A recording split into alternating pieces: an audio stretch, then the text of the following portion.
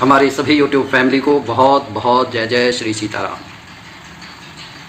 आने वाले दिनों में 19 जनवरी से लेकर 27 जनवरी तक गुप्त नवरात्रें, माघ के नवरात्रें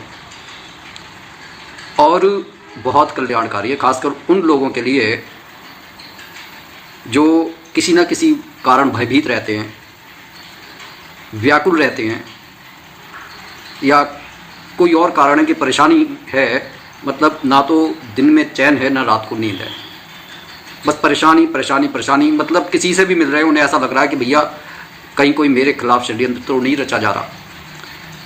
मतलब दुनिया के अंदर ऐसा लगता है कि हर कोई उनका शत्रु है। तो इन गुप्त नवरात्रों में आप ना सिर्फ 9 देवियों को बल्कि 10 महाविद्याओं को प्रसन्न कर सकते हैं। और जो हनुमान भक्त हैं वो हनुमान जी की पूजा करके उनको फिर प्रसन्न कर सकते हैं। लेकिन एक बात हमारे को अच्छी तरह से जान लेनी चाहिए, और वो क्या है कि कहाँ तो हम प्रयास करें कि 9 देवियों को प्रसन्न करें, महाविद्याओं को प्रसन्न करें, हनुमान जी को प्रसन्न करें, और दूसरी तरफ घर की गृह लक्ष्मी का तिरस्कार करें, उसको अपशब्द बोलें, उसका अनादर करें, उसका सम्मान ना करें। तो एक बात अच्छी तरह से समझ लेनी चाहिए कि ये जो दिन है 19 तारीख सोमवार को शुरू हो रहे रुद्र का दिन है, और मंगलवार 27 तारीख को ये समाप्त हो रहे हैं रुद्र के 11वें अवतार का दिन है। ऐसा इसलिए कह रहा हूं कि रावण ने 10 रुद्रों को प्रसन्न कर लिया था, लेकिन 11वें रुद्र हनुमान जी को प्रसन्न नहीं कर पाया था। शर्त क्या थी कि पराये धन को जहर के तरह समझना है और पराई स्त्री को मां तुल्य मानना है। कैसे प्रसन्न करे रावण? क्यों? क्योंकि अगर इस शर्त को मानता है तो कुबेर की लंका लौटानी पड़ेगी, कुबेर का पुष्पक विमान लौटाना पड़ेगा, और साथ ही जो अनेकों देव स्त्रियों को उसने बंदी बना रखा था उन्हें छोड़ना पड़ेगा। लेकिन इसीलिए कहा गया है मोह ही उसके पतन का कारण बना। तो अगर आप 10 महाविद्याओं को, 9 देवियों को, महाबली हनुमान जी को प्रसन्न करना चाहते हैं तो सबसे पहले एक चीज अपने मन में आत्मसात कर लें, क्या आप इस चीज के लिए तैयार हैं? क्या आप पराये धन को देखकर व्याकुल तो नहीं हो जाएंगे? क्या पराई स्त्री आपके मन को डिगा तो नहीं देगी? अगर इस तरीके का आपके मन के अंदर दृढ़ विश्वास है तो आप इस पूजा को कीजिए, अन्यथा फिर मैं यही कहूँगा कि अपने पैरों पर कुल्हाड़ी मारने की कोशिश मत कीजिएगा, क्योंकि आधी से ज़्यादा बार तो हमारी पूजा जो है सफल इसीलिए नहीं हो पाती क्योंकि हमारा मन शुद्ध नहीं होता।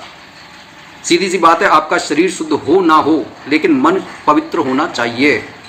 बाकी रही बात पूजा की, तो शास्त्रों में ऐसा कहा है मन, वचन, कर्म, जब ये तीनों शुद्ध होते हैं तभी हमारे को किसी पूजा में सफलता मिलती है। तो सबसे पहला उपाय मैं आपसे बताने का प्रयास कर रहा हूं, अगर समझ में आए, कि इन दिनों आपको कम से कम शब्दों का इस्तेमाल करना है। ज़रूरत जितनी है, जितनी बात की बस उतनी बात कीजिए। जैसे अभी कुछ समय पहले, 10-1 साल पहले जब आप देखते हैं कि मोबाइल पर जो है सिर्फ थोड़ी बात की जाती थी, ज़रूरी बात की जाती थी, क्योंकि मालूम था कि सुनने वाले के भी पैसे लग रहे हैं, सुनाने वाले के भी पैसे लग रहे हैं। लेकिन जब से अनलिमिटेड हुआ है तो मोबाइल के ऊपर घंटों क्या कई घंटों बात चलती है।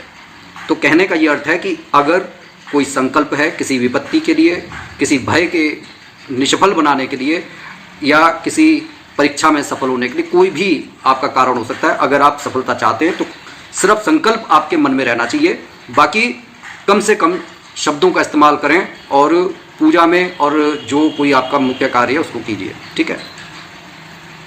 आपको सबसे पहले क्या करना है कि 10 महाविद्याओं में प्रयास ये कीजिए कि कोई हमें तांत्रिक विधान ऐसा नहीं लेना, क्योंकि गृहस्थों के लिए कोई तांत्रिक विधान लेते हैं तो घर में अगर पूजा करते हैं तो वह संभव नहीं हो पाता, और अपने साथ में अपने घर परिवार वालों को भी दिक्कत होती है। इसलिए आप एक छोटे से मंत्र से पूजा करें, और वो मंत्र है ओम ऐं ह्रीं क्लीं चामुंडाय विच्चय। ओम ये पूरा संसार है, ऐं सरस्वती जी का बीज मंत्र है, ह्रीं आपको सब कुछ देगा, शक्ति का मंत्र है, क्लीं काली माता का जो शक्ति है उसको दर्शा रहा है। और चामुंडा तो देवी हैं ही है। विच्चय मतलब शत्रुओं का दमन। और सबसे पहले जो शत्रु होते हैं वो हमारे दरअसल हमारे हृदय के अंदर ही निवास कर रहे हैं। काम, क्रोध, मद, लोभ, मत्सर, तो इनका अंत। ठीक है, शत्रुओं जब सबसे पहले हमारे अंदर के शत्रु दमन हो जाएंगे तो बाहर वाले स्वयं दमन हो जाएंगे। और जितना हम मौन को धारण करेंगे आप देखेंगे कि तमाम झगड़ों और फसाद की जड़ जो ये जीव होती है, जब आप इसको मौन कर लेंगे तो ऑटोमेटिक आधे फसाद अपने आप खत्म हो जाएंगे। अब ये जो आप करना किस तरीके से है, आपको इसके लिए उपयुक्त समय है रात्रि के 10:30 से 12:30 बजे आप इस पूजा को कीजिए। शुद्ध आसन होना चाहिए आपका, और एक पानी वाला गोला आप रख लेंगे, और साधारण आपको पूजा करनी है। सबसे पहले संकल्प ले लेना है। संकल्प मैं जो एक बार बता देता हूँ और आगे भी आपको वही संकल्प करने हैं, चाहे मैं हनुमान जी की पूजा का बताऊँ चाहे आपको एक और पूजा का बताऊँ। संकल्प में आपको थोड़ा सीधे हाथ में जल लेकर उसमें थोड़े से चावल रख लें, और आपको संकल्प करना है मैं मेरे पिता का जो नाम है वो मैं यहाँ पर रह रहा हूँ और इस निमित्त मैं ये पूजा कर रहा हूँ, और मैं 9 दिन तक पूर्ण ब्रह्मचर्य का पालन करते हुए अपनी पूजा में बिना नागा इतनी माला मैं करूँगा। कृपा करके मेरे ऊपर अपना आशीर्वाद बनाए रखें। और ये कहकर आपको वह जल वहीं पर माता रानी के चरणों में छोड़ देना है। उसके बाद में आपको बस संकल्प एक बार करना है, और फिर 9 दिन तक आपको संकल्प नहीं लेना, सिर्फ आपको पूजा करनी है। अगर परेशानी है तो आप ब्रह्म मुहूर्त में उठ सकते हैं, 4 बजे के बाद ये पूजा की जा सकती है, लेकिन एक नियत समय बनाएं। 11 माला अगर करते हैं तो 11 माला ही कीजिए, ना आप फिर 12 कीजिए, ना फिर आप 10 कीजिए। अगर नहीं आपको उसमें भी दिक्कत हो रही है तो आप 7 माला कीजिए, लेकिन जो आपने नियम पहले बार बना दिया उसी समय पर बैठें, साफ शुद्ध होकर बैठें। सफाई का बेहद ख्याल रखना है। उसके बाद में जो है फिर दिक्कत होने की संभावना रहती है। अच्छा, अब ये जो समय है उन सभी साधकों के लिए उपयुक्त है, क्योंकि देखिए एक कुंभ राशि को छोड़कर बाकी सभी साधक इससे बड़ा जो है लाभ उठा सकते हैं, क्योंकि सूर्य, चंद्रमा, मंगल, शुक्र, बुध सभी एक साथ 10वें स्थान पर बैठे हुए हैं और वह कुछ ना कुछ हमारे को देकर जाने के लिए तैयार है। तो ये समय बड़ा उपयुक्त है। उसके बाद में फिर गुप्त नवरात्रें जो मौनी अमावस्या के बाद आती है, तो ये समय बड़ा ही शुभ है, हमारे कार्य बनने ही बनने हैं। ठीक है, अंत में जब 9वें दिन जो 27 तारीख को आपको माता रानी के मंदिर में जाकर प्रसाद का वितरण कर देना है, और ईश्वर से प्रार्थना करनी है कि, क्योंकि मुझे उम्मीद है कि 9 दिन के अंदर ही आदमी के कार्य बनने लगते हैं, या कोई बैरियर्स लगे होते हैं वो टूट जाते हैं, तो वहाँ पर जाकर आप प्रार्थना अवश्य कीजिए कि अगर कार्य पूरा हो गया है तो उनका आशीर्वाद लेकर घर आ जाएं। अगर कार्य पूरा नहीं हुआ है तो कहिए कि जो भी भूल चूक हुई है उसे माफ़ करके मेरे कार्य को पूरा करके अपना आशीर्वाद बनाए रखिए। ठीक है, एक दूसरी साधना जो है उन हनुमान भक्तों के लिए है कि आपको रात्रि में जो है 9 बजे के बाद में आप ये साधना कीजिए। इसे रात्रि साधना भी कहा जाता है, और इसे आप वैसे भी कभी भी कर सकते हैं, लेकिन क्योंकि गुप्त नवरात्रों में बहुत जो है फल जल्दी मिलता है। करना क्या है आपको, महाबली हनुमान जी के सामने संकल्प लीजिए, जो भी आपकी बाधा है उसको आप कहिए। एक सफ़ेद कागज़ पर लाल पेन से अपनी जितने भी आपके विशेष हैं, वैसे कहा यह जाता है कि एक, लेकिन अब एक आप ही की तो विश नहीं है, आपके घर परिवार सभी की विशेष होती हैं, आप सबकी, कि आपके दिमाग में क्या क्या चिंताएं हैं, किस किस के लिए चिंतित हैं, वो सब आप लिख दीजिए। और एक लाल कागज़, लाल कपड़े पर जो है उसे रखकर आप लाल पुष्प उस पर चढ़ा दें, महाबली हनुमान जी के सामने उसे रख दें। संकल्प आपने ले लिया है। एक लोटे पर जटा वाला नारियल अवश्य रखें कलावा बांधकर, और उसके बाद में 3 हनुमान चालीसा का पाठ करें। उसके बाद में आरती करके उनको गुड़ चने का भोग लगा दें, और यहाँ पर विशेष तौर पर चमेली का दिया जलाएं। ठीक है, वैसे जो माता रानी का हम जलाते हैं वहाँ पर तिल का तेल भी जला सकते हैं, घी का दीपक भी जला सकते हैं, लेकिन जब हम हनुमान जी की पूजा कर रहे हैं तो कोशिश कीजिए, प्रयास कीजिए कि चमेली के तेल का दीपक आप प्रज्वलित कीजिए। और एक कागज़ पर राम नाम की 108 बार आप लिखिए, सफ़ेद कागज़ पर लाल पेन से, और ये 9 दिन तक आपको लगातार पूजा करने के बाद में ये कार्य आपको करना है। और फिर लास्ट में आपको लिखना है संकट कटे मिटे सब पीरा, जो सुमिरे हनुमत बल पीरा। इस तरीके से आपकी ये पूजा समाप्त हो जाएगी। बाद में जब 9 दिन हो जाएं तो महाबली हनुमान जी के मंदिर में जाकर चोला चढ़ा दें, एक फ्लैग लेकर आएँ, उसे अपने घर के छत पर जो है आप बांध दें सही समय पर, और साथ ही वो जो गोला है उसे भी आपको मंदिर में ही चढ़ा कर आना है। इस दौरान जो है जो आपने कागज़ लिखे हैं उन कागज़ों को आप इकट्ठा करके अपने धन स्थान पर रखें, ठीक है। एक दूसरा जो ये तीसरा उपाय जो है इसमें आपको ये करना है कि आपको एक दिवला लेना है, ठीक है, जहाँ मतलब कोई जप नहीं, कोई तप नहीं, कोई मंत्र नहीं। ये उनके लिए है जो हर चीज़ से बचना चाहते हैं लेकिन ये भी चाहते हैं कि भगवान की कृपा बनी रहे। हालांकि मैंने पहले की वीडियो में भी इसके बारे में बताया है। आप वो दिवला लें और आपको चाहिए कुछ चीज़ें, जिनमें सबसे पहले आप लें सौंफ, अजवाइन, गुग्गल, गुलाब जल, शहद और भीमसेनी कपूर। रात्रि में आप 7 बजे के बाद जो है इन सब चीज़ों की एक एक चुटकी आप रख लें। भीमसेनी कपूर थोड़ा सा ज़्यादा रखें, ठीक है। और उसके बाद में इसे प्रज्वलित करके पूरे घर में धुआं लगा दें। थोड़ा ही थोड़ा लेना है आपको। जो सौंफ थोड़ी सी चुटकी, एक चुटकी लेनी है। अजवाइन, गुग्गल का छोटा सा टुकड़ा आपको ले लेना है, और 2 बूंद गुलाब जल डालें और 2 ही बूंद आप शहद की डालें, भरकर ना डालें फिर बाद में कहीं परेशानी हो।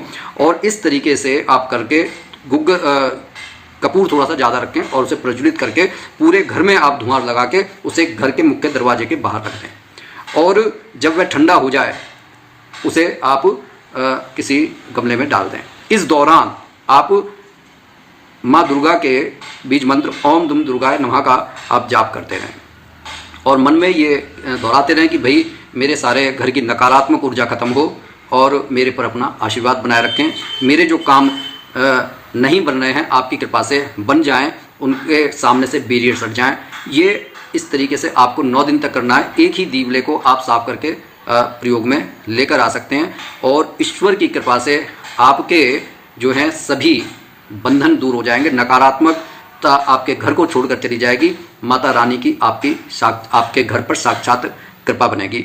और इस तरीके से आप ना सिर्फ माता रानी को प्रसन्न कर लेंगे, 10 महाविद्याओं को भी प्रसन्न कर लेंगे। एक अंतिम उपाय है जो मतलब जिसे हम आखिर तो नहीं कह सकते, लेकिन इस वीडियो में मैं अंतिम उपाय बता रहा हूँ। आपको करना क्या है, इसमें महाबली हनुमान जी की और माता रानी की कृपा हमारे को एक साथ चाहिए। आपको संकल्प लेने के बाद में एक ही आपने गोला जो आपने प्रयोग में लिया है उसको रख लीजिए। और साथ में, क्योंकि देखिए महाबली हनुमान जी भी दुर्गा जी के भक्त हैं और संकटों को हटाने के लिए वह सबसे आगे चलते हैं, और उसके बाद में फिर माता रानी की कृपा अवश्य में मिलती है।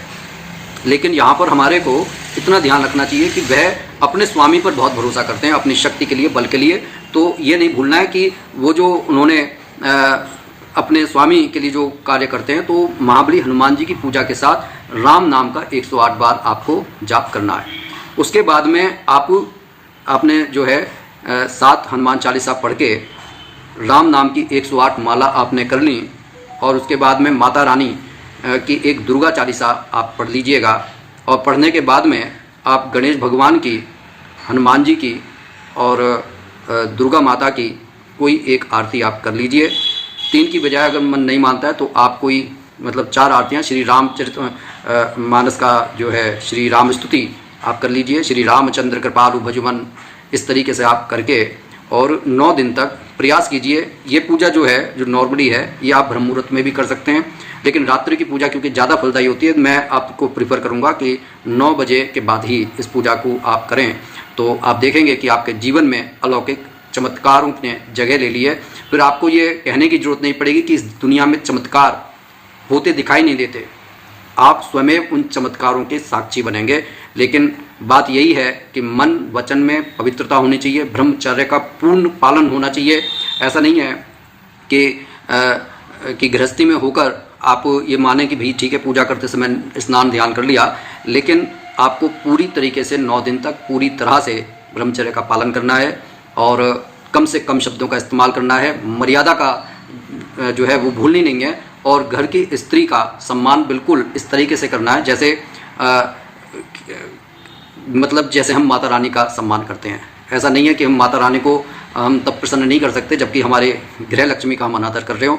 तो इस वीडियो को ज़्यादा से ज़्यादा शेयर करें ताकि और भी लोग लाभान्वित हो सकें। और ऐसा नहीं है कि ये जो कार्य हैं कि आपने अभी उठा लिया और बाई चांस आप जैसे कोई उपाय होते हैं कि जैसे हमने बताया मौनी अमावस्या पर आप वो उपाय नहीं कर पाए, या फिर आप ये चाहते हैं कि भाई 9 दिन में कर लें लेकिन वो 9 दिन निकल गए, आप बाद में किसी शुभ समय पर शुक्ल पक्ष में भी आप इनकी शुरुआत कर सकते हैं।